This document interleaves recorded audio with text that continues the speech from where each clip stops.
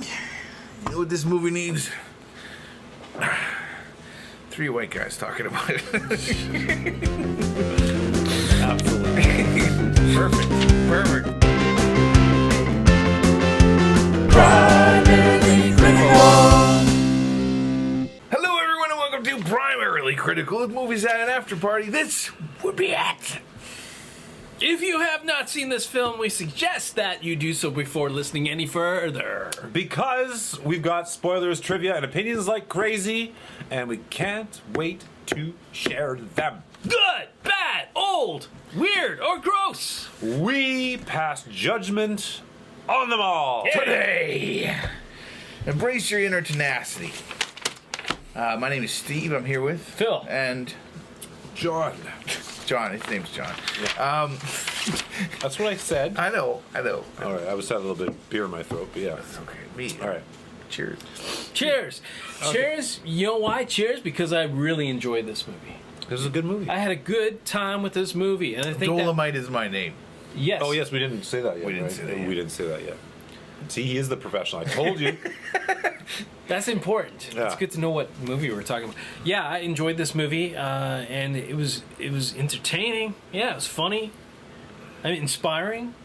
I mean, a little bit of all Sure. that. Yeah. Didn't It was inspiring. It was I a lot of very things. inspired, yeah. It was a lot of things. But I don't know if I expected that, and it was yeah. Your thoughts, guys? Well, I loved it. I thought it was great. I think I guess the one question I want to ask you guys: did you guys know who Rudy? Oh God! You don't have his. Rudy Ray Moore was. Yes, Ray. Prior to this movie. Vaguely, I've heard about Dolemite. That was some, and after watching this movie, I want to know more about this guy because Yeah. he's fascinating. I mean, it's fun. Yeah. And that's a good point of good movies. You want to know more, right? You want. It's true. What's going on here? I agree. Right? I knew nothing. You knew nothing. I knew nothing. I knew about nothing. Rudy I'll Ray admit it Moore, too. I knew nothing about him. And I knew nothing about the movie Dolemite. Yeah. And I knew nothing when you picked it like that too. I thought this was. I had no idea. Is it because we're like white boys? Is like maybe this is maybe black culture? They would. Yeah. It's Well, it's pretty a well little- known it's a who he little- was, and shame on us for not knowing. Is that kind of thing, or A little bit of that. A little bit of that, Just yeah. like the movie itself, it was based in Hollywood Los Angeles. I mean, he was I guess he was like a celebrity within that community. Yeah. And he said you want to be more bigger? Yeah. And eventually, we all got to know about him. Now we're getting to know about him being reintroduced via this movie, and it's great. I mean, I do want to know more about who's this Dolemite and who is this Rudy. I guess Apparently, this man is the godfather of rap. Of rap, and I absolutely believe that. So I could totally see that all happening and playing out. Now, excuse me. do you feel as though Rudy was stealing the jokes from the Well, A little bit. The vagrants? But I would say no, is because I think is that what he did is that he added a flair to it that without that flair it wouldn't have been funny. You know what I mean? So you think he polished it? yeah, he polished it, and yeah. the presentation was a huge part of his act, right? More so than the actual. I mean, Oh, the hey, curriculum, it was. Don't kid yourself. People are always stealing from artists, musicians, Yeah. actors. We're always stealing from people. We're inspired, or we're stealing from people, and then we're regurgitating it in our own different way.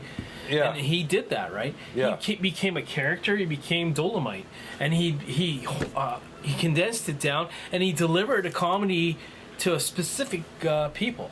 Yeah. And it really worked. Well, yeah, and But on a how small comedy scale. is way more on how you present a joke than the joke itself, right? Yeah. I don't know if you guys remember, but Eddie Murphy, Delirious, back as big. Mm-hmm. I mean, he actually makes a joke about that. He goes, "Oh yeah, all these white guys are telling my jokes at work," and he had this long routine about him and his brother playing the bathtub with, and GI Joe ends up in his ass, right? Yeah. And then he makes a little quip about that where he says, "Yeah," and then these white guys are talking, working like, "Yeah," and then he had GI Joe up his ass, and it's It wasn't at all the same as he had done, right? Yeah. And I think that's what the difference is here, is that he added something to it that made it funny and made it his own, and that you wouldn't have. I mean, yeah. So I think it's fair game. I don't think it's stealing from the bums. Well, he paid them. He paid them. Yeah. he paid them. That's true. Yeah. Sure. Well, you know what? I think a lot of that just goes on within creativity in the industry. You know what? If no one sues you, no one comes after you, I guess it's yours, right? Music has had littered with a lot of songs that sound like songs. People this and that. Yeah. And they allude to that in the movie. Like they were very.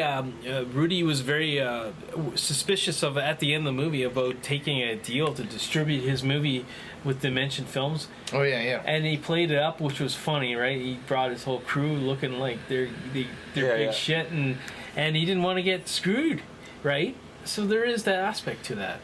But he shook his hands. Everybody was on the same page. Yeah. I mean, they were playing the game, right? And I think. Yeah, it was a very cool look at the industry trying to make a movie and trying to make a go of an industry, right?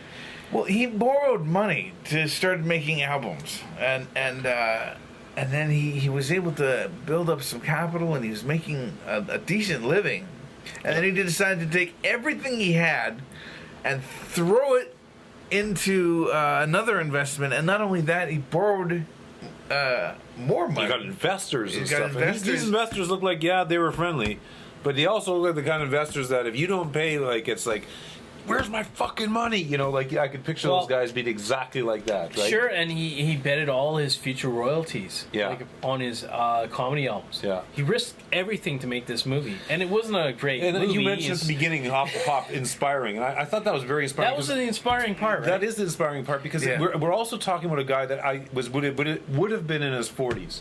So I think so. He had lived quite a life already. Yeah. And it sounded like he was just kind of doing the mundane. Yeah, he was stuff. beaten down by the whole process. And suddenly it's like, I don't know what happened. It's like a switch went off, and I'm going to take a chance. I'm going to risk it all. And he did it for once, and it paid off in the with the records. And then he just thought, I'm going to keep it rolling. And he just gutsy, man. Totally. Yeah, that was scary. I wouldn't have. I wouldn't have done that. That was the inspiring part, of course. Yeah, for sure. And what a great job Eddie Murphy does, right? I mean, he throws himself into the role. He doesn't look flattering. He's like a middle-aged looking guy with a beer gut. Yeah. He's wearing a wig to be Dolemite, but he's very upfront about it, and he's very self-aware of what he has to do. He doesn't, he's very focused, and he says, if they can do it, why can't I? Yeah. And if I can't if they don't give me the money, I'll do it myself. And that's inspiring. And that was really and taking the rejection, where basically the whole world's saying, this isn't going to fly, this isn't going to work. And he believed in himself so much that he said, well, then I'll have to find a different way. I'm going to make I know it'll work, and that's extremely inspiring. And he knew his audience, right? I think a big part of it is that he knew his audience. He knew this would work. He's been around the country. He toured the comedy thing. He knew what he was doing. He knew that this would work. Yeah. And he had to convince people. And finally, at the end of the movie, he breaks through, right? And they say this movie was one of the biggest movies of that year. Yeah, he said his investors were like, listen, you can't make a movie for your 5 blocks of friends. And he says, every city has those 5 blocks. Yeah. That's what I'm saying, right? Yeah. Right, totally. that was beautiful. There was the worst movie of all time is supposed to be this movie called Plan 9 from Outer Space. And it was made by Ed Wood, I think. I think so. And he... I haven't seen the movie. I also haven't seen the movie about Ed Wood, but... There's actually someone who has stated the worst movie of all time. Yeah. Wow. Well, how do you know that until you watched every movie? Yeah. Well, you don't. Think about that. But he had the same idea. He had this go attitude. It's working. Get it whatever. done. I love it. Let's go. Right. Next scene. Yes. Yeah. It's perfect. It's perfect. Yeah. Right. Next. And I saw bits of that in this movie. Yeah. In Dolemite. I kind of want to watch some. He made apparently a lot of movies Dolemite? after this. Yeah, yeah. Dolemite. Oh, I think at the end they said 7 movies. Yeah. Yeah, it's like it's the epitome of like just getting it down from the ground, from the street on up, making yourself a celebrity. Yeah. He was pounding the Right? pavement, handing out flyers, and Yeah, you know. complimenting babies and Yeah, stuff. that was a nice. We saw all of that. It was so touching at the end. And let me tell you, we're talking about this movie like it's a feel good movie. It's crude. It's very crude. There's nudity. There's swearing. There's like so many like blue jokes and stuff. Yeah. And funny. But Kung it's Fu. kung fu, terrible kung fu. Yeah. But at Kung the fu. at the end of the movie, it's touching. He's walking. They're doing a big premiere, right? And he's in his full Dolemite costume. He meets the fan, this kid, and he hands over his a cane to this kid, and he makes Yeah. his world. And it's just so inspiring, that little moment there. But in the backdrop of this movie, there's F-bombs constantly. It's just, Well, yeah, it's just, I want to ask you it's guys something. It's about something. the brand of humor. Okay. Yes. Now, I've noticed. I've said this about comedy before. Is that it evolved over time. Like we can go historically back at look at old comedy, and it's just not funny by today's standards, Yeah. right? Right. Like look at Roddy Dangerfield, right? Would a comedian like Roddy Dangerfield be funny today? Probably not, right? That's debatable, but sure. Yeah, I mean, the I one-liner- think I see where you're going. Yeah, Okay. where the we one-liner going? Yeah, kind of where like. we going with this, John? Well, okay. I that's the one thing about this is that I think the timing was right for his brand of comedy, right? At that time. At that time, yeah. You know, you got a guy that he's there's a little bit of shock value going on. I think for the time period. I mean, he's just saying some pretty crude things, and he's putting them in rhymes. You know, crude things in rhymes. It was really kind of the brand of his humor at that time, you know, and it never been done before, right? But I think now I don't think that would be funny. I just don't think. I actually watched the shows. I thought I wasn't laughing. I was kind of like admiring the craft and watching what he's doing. But I wasn't thinking his jokes are very funny. I mean, no, I'm a white guy, so what do I know, right? But you know, did you think his jokes were funny? Or? Not especially, but in the context of the movie, it made me smile. Sure. There was an interesting white dude that we met in the movie, perhaps the only one. He's a professional bad guy. He's a professional white bad guy. Oh, the actor. Oh yeah, that guy. Yeah. Yeah, that was funny. That was funny. Yeah. And they were doing a scene with him, and before, who's Wesley Snipes playing? Oh, the famous guy, the famous actor. Derville. You know, That's it. So before Derville can say cut, and Rudy, it's like, this is great. yeah. I busted this guy. Yeah, that was I it. loved it. I Yeah. loved it. Well, because it's a special thing. I think it was Yeah. something was so cool for a guy. He had, all through the movie, he admitted to anybody this. I don't know what I'm doing. I'm Yeah. just going for it. Yeah. And he didn't know how to make a movie. No. And so that was like cool. Go for it, man. You felt like you were you wanted this guy Yeah. to succeed. Yeah. But to your point, like Wesley Snipes, Derville. What was the thing about him? Like he's at the end of the movie, close to the end of the movie. He's like saying, "Okay, guys, this is this is the end of the movie," and he's like, "I'm out of here." And he said, and he comes back and says, "You're going to do a premiere. If you get a premiere, kind of like Right. You're not gonna get a premiere. Yeah, really And comes he was pressing. Yeah. yeah." And he's all about like he doesn't reappear in the end of the movie. Like he doesn't try Was to. that his final exit? The final time we saw Yeah, him? that was the last time we saw him in the movie. So think what so. I'm trying to say is like you think that character, the way he played himself, would like leach back into the situation now that you're Mr. Successful. Yeah. Oh, I directed that movie or whatever. He didn't show Right. up at the premiere, and there was no kind of closure to his I character. never even caught that. Yeah, that's Yeah, funny. So and- he and- walks out but- like being a dick. Yeah, he was kind of like the slimy kind of Weasley guy in the Weasley show. guy. Yeah. So Even he's just though, there for the money, probably. yeah, he had, yeah, it was a. He was an interesting guy. He was I interesting. think he got kind of conned into Yeah, doing he- something that he wasn't sure was Sure going he- to pan out. yeah. Yeah, and he had He the thought it whole- might kill his career probably many Yeah, times. and he Yeah. washed his hands of it, and at least he didn't try to weasel back. Oh, he didn't. We didn't see that. But you know, he was a total like he was drinking all the time. He had a cocaine nail. If you didn't notice it, I it's did. like, how did this guy even get the position to be director because he had some kind of cred from other movies in the previous thing. But yeah, I don't think he was ever director. I think he was a popular actor. No, he's an actor. And then as soon as Buddy said director, he's like, whoa. But I want to direct. I want to direct a movie, right? Yeah. But Wesley Snipes, you don't see him a lot in movies in today's cinema. No. But he did a good job. Yeah, and what an odd flip around role for him. Man. What an odd, odd character in the movie, and he didn't good on you, Wesley. That was good. That was great. Yeah, oh, he did it well. No question about it. Yeah. Yeah. Just feed the honkies. Remember that? No. Good line. Oh yes, yeah. It was like what are you doing? You're doing here? You got to take a job and just feed the honkies or whatever. So they bring in a film crew with some experience filming movies, yes. right? And they notice that they're all white. Yeah. And the caterer is like, I'm not taking orders from white kids, right? Yeah. Oh yes. And he's like, you don't need to take orders, just feed the honkies. Keep them fed. Anyway, it was brilliant. It was brilliant. I loved it. Overall, I loved all the cast. It's just a great, well-made movie. Yeah, I thought so too. Yeah. Seriously, I'm just, It was beautiful. Highly recommend this movie. I was entertained right from beginning to end. I was, and I was actually nervous. I thought, I didn't, because I was really glad I didn't know who Rudy Moore was, because I didn't know if this movie was going to be a flop or it's going to be a success. So it was actually kind of like, oh You're my on god, the edge. yeah. I'm like, oh my god, this guy risked everything, and like maybe his story is that he bombed and that he's committed suicide.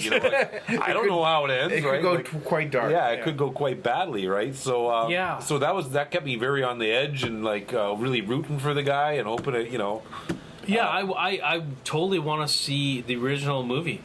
Dolemite. Yeah, I want to. Actually, maybe it's out there. It could be a pick for us to review. But I loved it, man. Eddie Murphy, man.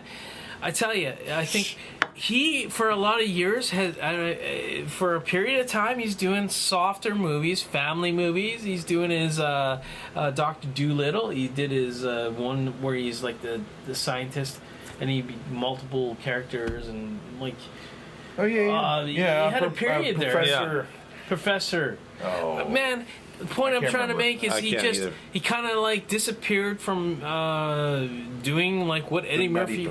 Nutty Professor. That's the one, right? Yeah. So he had a period, and then people know him from maybe they know him from Shrek being a donkey. Oh, Axel Foley, man, Beverly Hills Cop. Get back to the original days of Eddie Murphy. Yeah. Eddie Murphy in the old school Eddie Murphy. Yeah. More crude and rude and swearing and more R-rated. Yeah. This is back to form from what we know about Eddie Murphy. That's right. And we'll see what he has in store for us in the future, because I think he's going to revisit some more of the characters that we might know. Because I've heard there's Coming to America. He's going to do a sequel to that. Oh, wow. Really? Yeah, so we got some things to look forward to from him. And this was an awesome... Are Arsenio going to join him on that one? Or?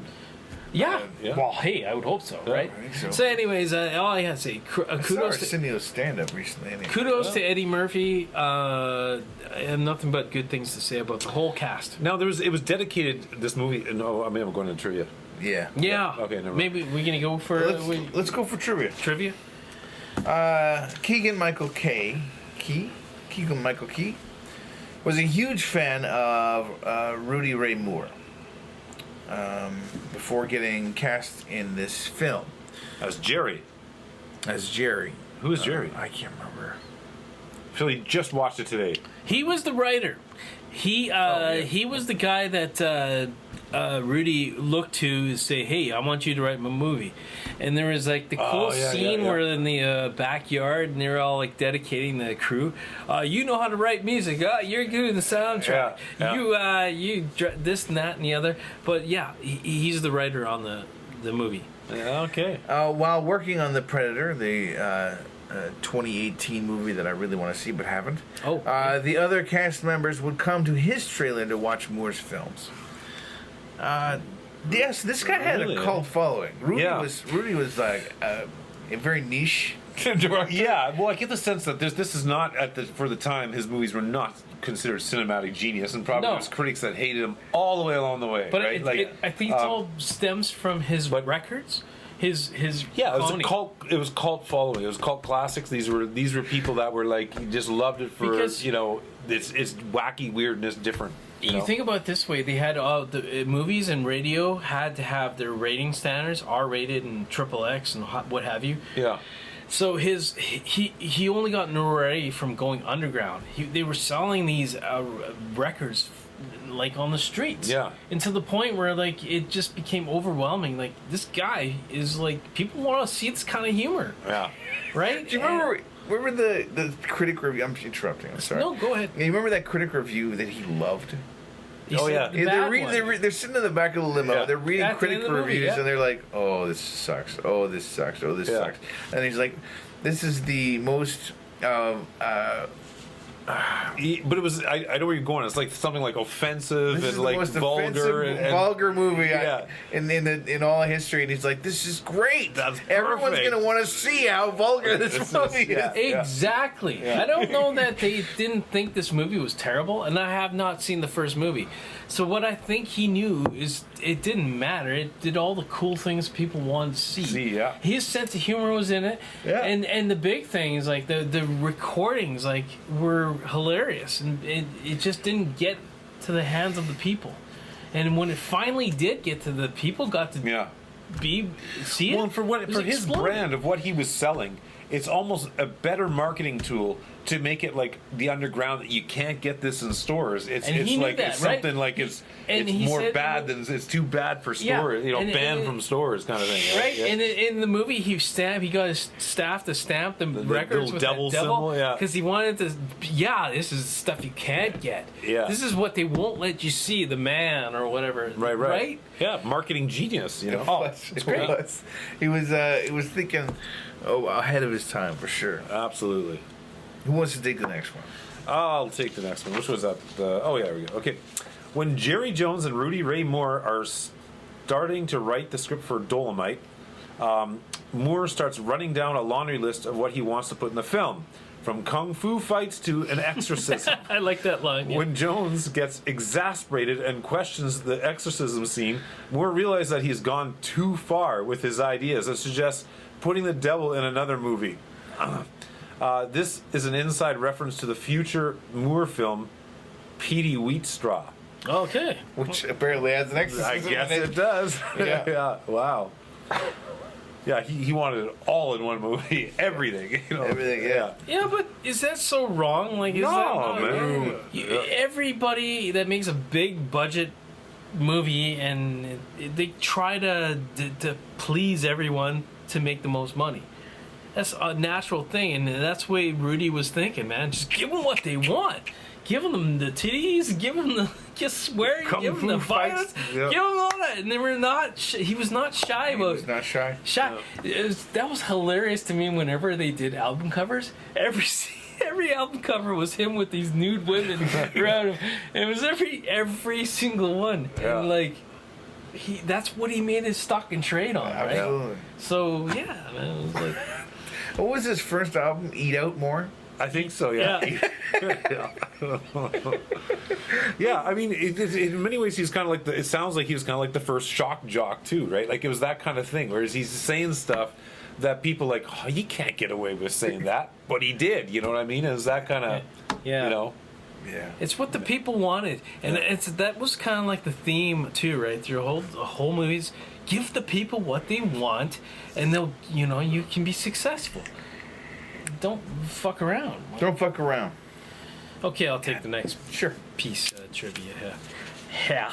Eddie Murphy as Rudy Ray Moore claims to have worked with Red Fox, whose comedy routine is featured in the film. Murphy, in fact, previously worked with Fox 3 decades earlier for his directorial debut, Harlem Nights, in 1989. So, Crazy. Okay. yeah. There was a scene where Rudy Ray Moore says he knew Red Fox because he worked in a restaurant washing dishes around him. So I guess that's Yeah. the reference in the movie. Yeah. Yeah. Red Fox. I mean, he was a clean comedian from what I understand. There's the blue and there's the, do you know?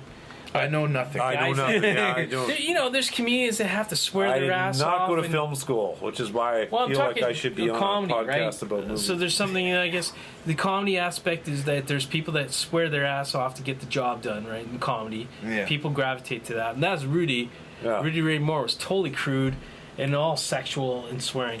And then there's the guys like Bill Cosby, who was very clean, and there's I think Red Fox was a similar kind of comedian. He was like Bill Crosby-ish. Cosby-ish. And they reference a lot of people of the time, right? Like Bill Cosby and Yeah. Fox and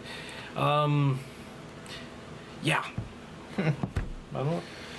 I don't know about. I wish I could speak on it, but I have no idea. I'm incredibly ignorant.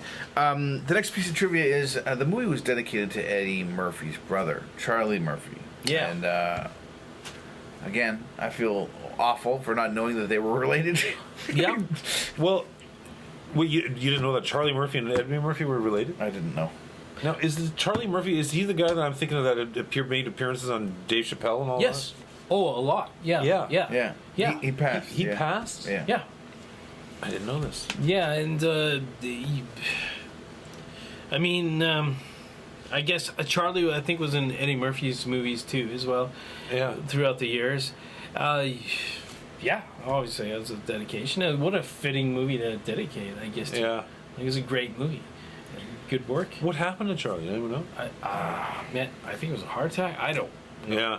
100%. Please educate our Yeah. ignorant asses. But No, I can say Charlie Murphy in Dave Chappelle's show was brilliant. Mm-hmm. Brilliant. And in fact, to one extent, people know that there was a skit they do within the show where Charlie Murphy, his character, meets Eddie Murphy's entourage. So there's a connection. Like when Is Eddie there? Murphy Yeah. was like a superstar Yeah. back in the early '80s, Charlie Murphy.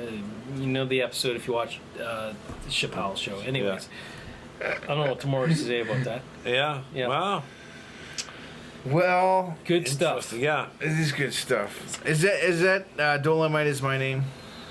It is. I feel like there's something more I wanted to say, but I was thinking Really? that since we started this, I was like, I had something I want to say, but you know what? There's a lot going on. There's in a this lot of movie. layers in this movie and, and stuff. had, and you know what? I'll say this much. It had a good energy. It really Yeah.